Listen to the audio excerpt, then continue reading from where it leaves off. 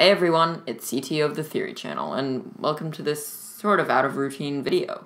Today I will not be creating a theory of my own, nor will I be covering one particular movie, TV show, or sport.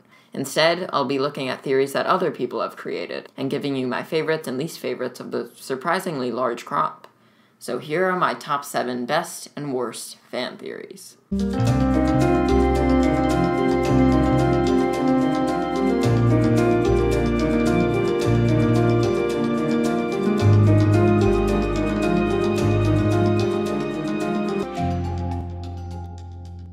Just a note before I begin, both these lists are of course just my opinion.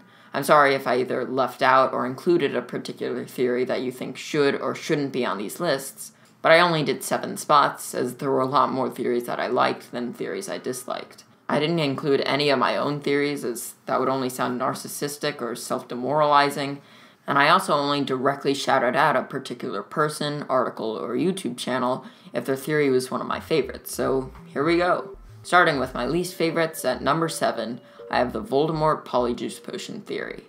This related to a theory on why the Triwizard Cup portkey worked twice, which many people have voiced their opinions on. It states that Voldemort made the Triwizard Cup a double portkey because he wanted to transport himself back to Hogwarts in the disguise of Harry Potter, meaning that if he had succeeded in killing Harry, he would have taken some hair from Harry's head, used it to create a Polyjuice potion, and went back to Hogwarts in the form of his mortal enemy.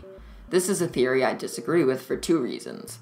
One being the fact that Voldemort had only just returned to power, and probably wouldn't have wanted to reveal himself already, and 2, the fact that Voldemort would have wanted the wizarding world to know that Harry Potter was indeed dead.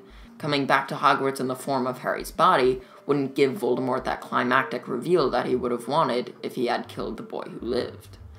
Okay, so next we have number 6, the Jurassic Park Owen theory.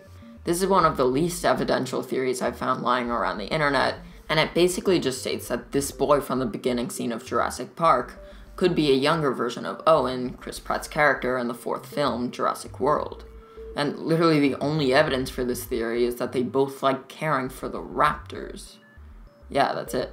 Number 5 is the Boo Davis theory. This theory blew up the Pixar world for a short period of time in spring 2017, and is both liked and disliked by many people. The theory goes over how the same hat is worn by the people who play with Andy and Jessie in Toy Story, and that the hat was donated along with Jessie, meaning that Andy's mother must have been the previous owner. And because a Jessie doll is seen in Boo's room in Monsters, Inc., that would mean that Boo must be Andy's mother. But that just doesn't make sense for so many reasons. 1, Boo's real name has been confirmed to be Mary Gibbs, not Jennifer Davis. 2, the eye and hair colors are different, and, well, eye color isn't really something that can change. And 3, there could be multiple Jessie dolls. So next, at 4, the Beldam grandmother theory. Our first Coraline of the video, this theory brought the somewhat small aspect of Wybie's grandmother into the light, saying that she could actually be the film's main villain, the Beldam. And although I sort of like where the theory's going, the fact that Wybie claims his grandma doesn't usually let kids move into the Pink Palace just completely debunks it, as kids are exactly who the Beldam likes to lure in. Moving on to the 3rd worst theory, at number 3, I have Horcrux cannibalism. This theory is so far-fetched and has no evidence whatsoever.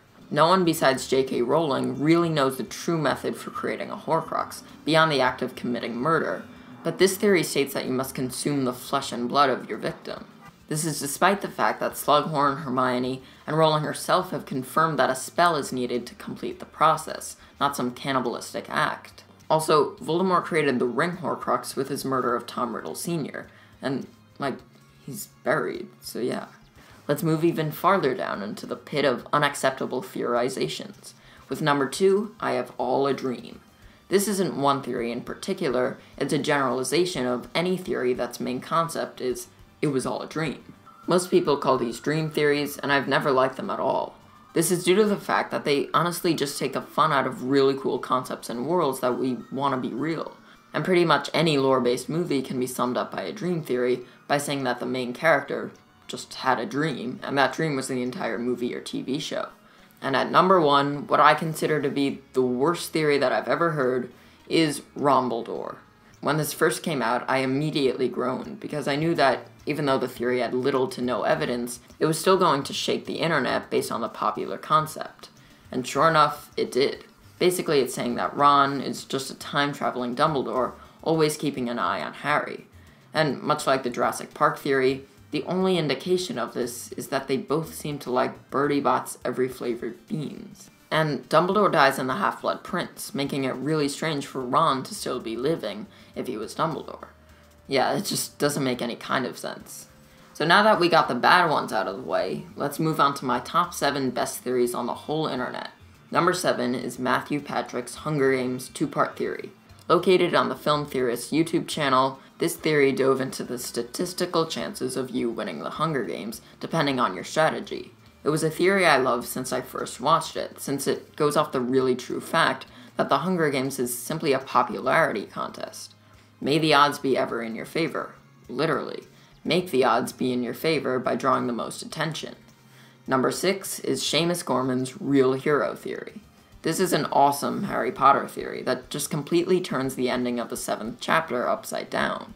To quickly summarize it, Aberforth Dumbledore could have been the real hero of the final installment, because when Harry, Ron, and Hermione took cover in his home, he gave them each a drink. Basically, Aberforth could have added Felix Felicis to the drinks, which would explain why the 3 dodged so many close calls in the Battle of Hogwarts. It's really well explained, and I recommend checking it out.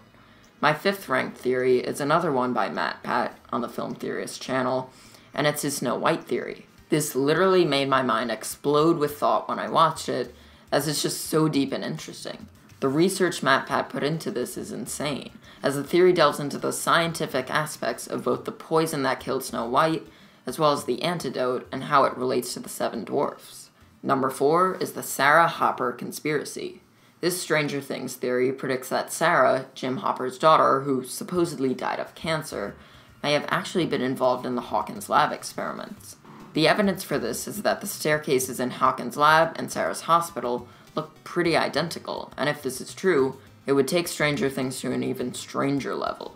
I am also doing a video on this theory coming out on the 21st of December, so stay tuned. Moving down the list, at 3, I have the Miyazaki theory. This theory spans across many of the Studio Ghibli movies made by director Hayao Miyazaki, and suggests that they all take place in one world on a timeline, similar to another theory you might know. It's just so cool to have connection theories like these, and it makes you recognize the little details of each film to figure out where they stand on the timeline.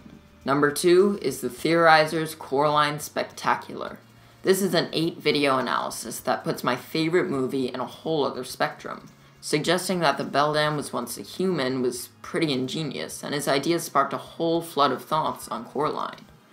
And finally, my number 1 theory of all time, I have, as you probably guessed before even clicking the video link, John Negroni's one and only Pixar theory. This super amazing mega theory suggests that all the Pixar movies take place in the same world, on one large timeline, just like the Miyazaki theory, only so much deeper. In the Pixar theory, movie events lead to other movie events, and as a whole, the movies represent one grand scheme, the transition between humans, supers, animals, cars, robots, and monsters, with Boo always hopping through time portals and planting Easter eggs. Many people would consider this to be one of the greatest theories of all time, so go to the website, read the book, and learn about the very special Pixar theory. So those were my 7 favorite and least favorite fan theories. If you enjoyed the video, make sure to like, subscribe, and comment by telling me some of your loved and hated theories. Coming next week is a theory on How the Grinch Stole Christmas, then a Stranger Things vid, and my YouTube story to wrap up 2017. See you then!